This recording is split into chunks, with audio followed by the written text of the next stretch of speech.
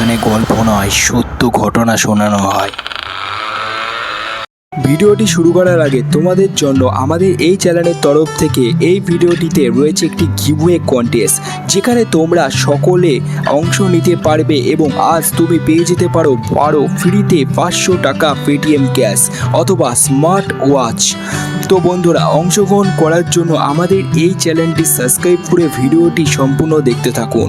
আর video শেষে হোয়াটসঅ্যাপে বন্ধুদেরকে যে কোনো 3 জনকে এই ভিডিওটা শেয়ার করুন। এই ভিডিওটা থেকে যারা যারা পুরস্কার পাবে তাদের নাম এবং তাদের লিস্ট কমিউনিটি ট্যাবে দিয়ে দেওয়া হবে এবং তাদের পার্সোনালি কন্ট্যাক্ট করা হবে এবং তোমাদের পুরস্কার তোমাদের হাতে তুলে দেওয়া হবে।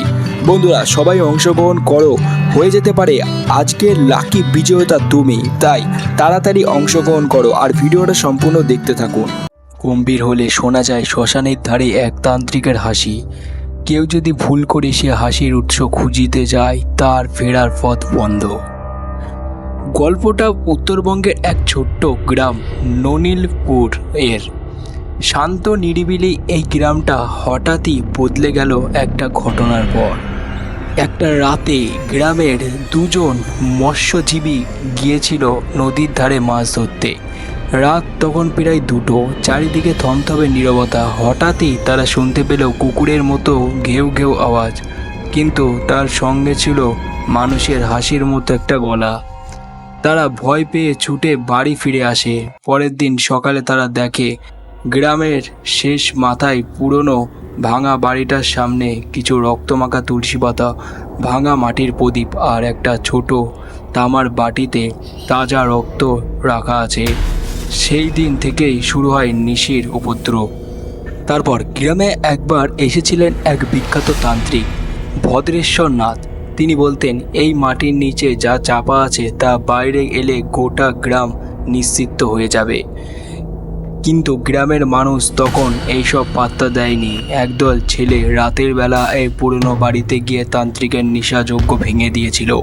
তাদের মধ্যে একজন পল্টু পরের দিন সকালে বাড়ির সামনে রক্তাক্ত অবস্থায় পড়েছিল। চোখ বড় বড় হয়ে গিয়ে যেন কিছু দিকে তাকিয়ে চিরতরে আটকে গেছে।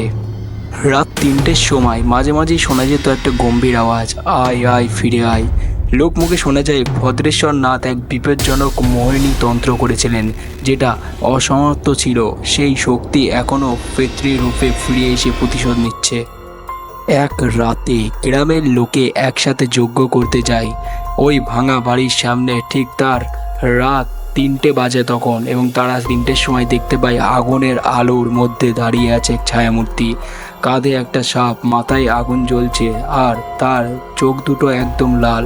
সে আর কেউ নয়, ভদ্রেশ্বর নাথ। তার মুখ দিয়ে শুধু একটাই কথা, আমি ফিরছি, কারণ তোদের থামানো হয়নি। সো বন্ধুরা, আজকের এই ভিডিওটা কেমন লাগলো অবশ্যই কমেন্টে জানাবে। আজকের এই ভিডিওটা তোমাদেরকে কতটা মোটিভেশন অ্যান্ড কতটা ইন্টারেস্ট দিতে পেরেছে অবশ্যই তোমরা জানাবে। তো অবশ্যই এরকম নতুন নতুন গল্প পেতে অবশ্যই চ্যানেলটিকে সাবস্ক্রাইব করে বেল আইকন বাজিয়ে রাখবে। এবং আমাদের গল্পগুলো শর্ট আকারে ছোট করে করা হয়, যাতে তোমাদের সময়ের ব্যবধানে তোমরা গল্পগুলো ভালো করে দেখতে পাও। Thank you for watching this video.